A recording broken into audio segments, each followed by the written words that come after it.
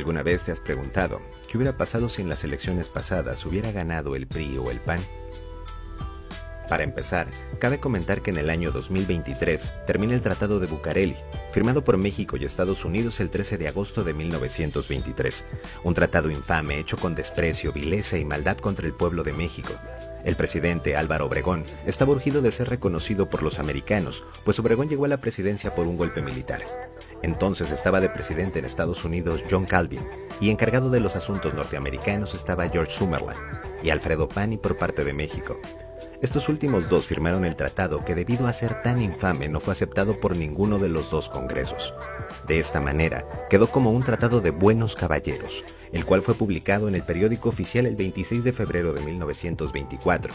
Estados Unidos aprovechó para exigir en ese tratado el pago por indemnización a los ciudadanos norteamericanos por daños causados en sus propiedades e instalaciones debido a la Revolución Mexicana, que duró de 1910 a 1921, y pedía el reclamo por todas las ganancias no obtenidas en ese periodo, incluyendo las petroleras otorgadas en 1927.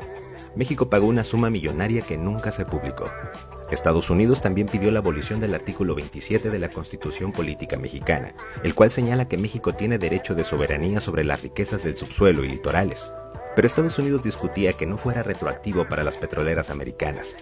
El tratado también le prohíbe a México producir maquinaria para sus propias industrias. Todo sería comprado a los Estados Unidos. Ahora vemos públicamente que por ese motivo Pemex nunca pudo adquirir maquinaria para la perforación y menos para la refinación. En lo educativo se le negó a los niños y jóvenes el acceso a la ciencia, a la tecnología y a la industria. México se vio en la necesidad de mediocrizar la enseñanza básica y superior por este tema. En ese entonces el rector Gabino Barrera intentó plasmar el positivismo científico de Augusto Comte, quien protestó a la Iglesia Católica y a los conservadores en el poder. México tiene un atraso en la enseñanza de 100 años y de 50 años en tecnología. Los gringos ofrecían sus universidades para los jóvenes de la élite que quisieran educarse con los avances científicos actuales, pero con la condición de no regresar a trabajar a su país, la famosa fuga de cerebros. Marca también dicho tratado condiciones especiales para la inversión, para salarios bajos, para educación y alimentación deficitaria y pobreza extrema para las clases marginadas. Un ejemplo de esto fue cuando Raúl Salinas, bajo el amparo de su hermano, el entonces presidente Carlos Salinas de Gortari, dieron leche radioactiva traída de Chernobyl para su distribución en la CONASUPO, o la Compañía Nacional de Subsistencias Populares, que, como su nombre lo indica, se ocupaba de abastecer a la canasta básica a la población más vulnerable del país. Parte primordial de este plan para separar a México de todas sus riquezas fue el Partido Revolucionario Institucional. Sí, el PRI. El PRI tenía 4 obligaciones principales. La primera de ellas era realizar y vigilar las elecciones. La segunda, el PRI debía ser el ganador utilizando los métodos que fueran. La tercera, evitar la llegada al poder de la oposición. Y la cuarta, permanecer en dicho poder hasta el término del Tratado de Bucareli, así como vigilar que su Congreso aprobara todas las iniciativas que favorecían al capital norteamericano. Vemos un claro abuso sobre México que existe desde entonces.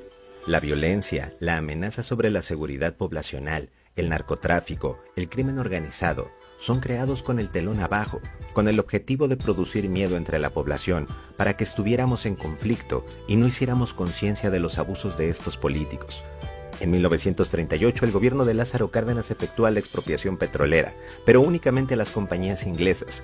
En 1964 con Gustavo Díaz Ordaz se permite la inversión en la educación mexicana. Se instauran turnos matutinos y vespertinos, se prostituye al magisterio, dándole poder político, y se olvida la impartición del conocimiento a los estudiantes.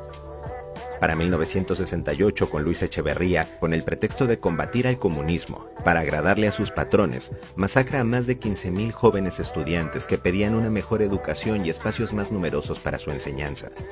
Durante ese gobierno, el Estado compró todas las empresas nacionales de producción e industria. Dice Jean-François Boyer en su obra La guerra perdida contra las drogas, que al inicio del gobierno de Miguel de la Madrid, el Estado mexicano no disponía de fondos presupuestales para iniciar su gobierno, ya que su antecesor, José López Portillo, saqueó las arcas del Estado y las invirtió en España por sugerencia, o más bien por orden del gobierno estadounidense. Se dice también que en ese tiempo los Estados Unidos le pidieron a Miguel de la Madrid que recuperara ingresos del narcotráfico, cobrándoles a los cárteles el 20% de toda la droga que ingresaran a los Estados Unidos, comandados por Rafael Caro Quintero, Ernesto Fonseca Carrillo y Miguel Ángel Félix Gallardo. Una aceptación totalmente inmoral del gobierno priista que expuso desde ese momento la seguridad y la integridad de los mexicanos. Todas las fuerzas de seguridad federal, estatal y municipal fueron involucradas en el negocio sucio del narcotráfico. Quien criticaba al gobierno era hombre muerto. Los operadores y protectores por parte de ese gobierno llegaron a ser Jan González, Manlio Fabio Beltrones y Gamboa Patrón, entre muchos otros. Les costaron sus campañas políticas a dos gobernadores del sureste mexicano, del centro de la República y en el norte. Así se hizo fuerte el cártel de los Arellano Félix, de origen poblano.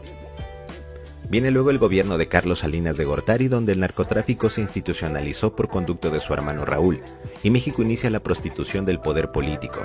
Así se pierde la total soberanía nacional. Se vende a precio regalado todas las empresas que había comprado Luis Echeverría, triangulando las compras de dichas empresas con dinero extranjero. Inclusive, se dice que el asesinato de Colosio fue un problema de dinero de drogas con Raúl Salinas.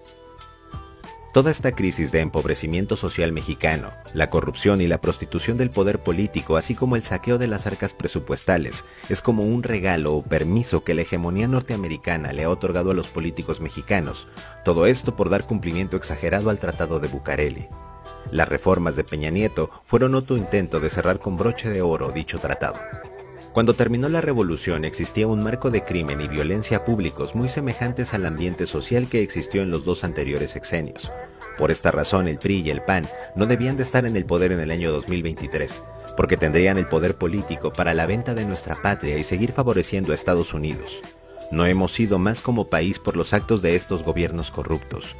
Prohibido olvidar.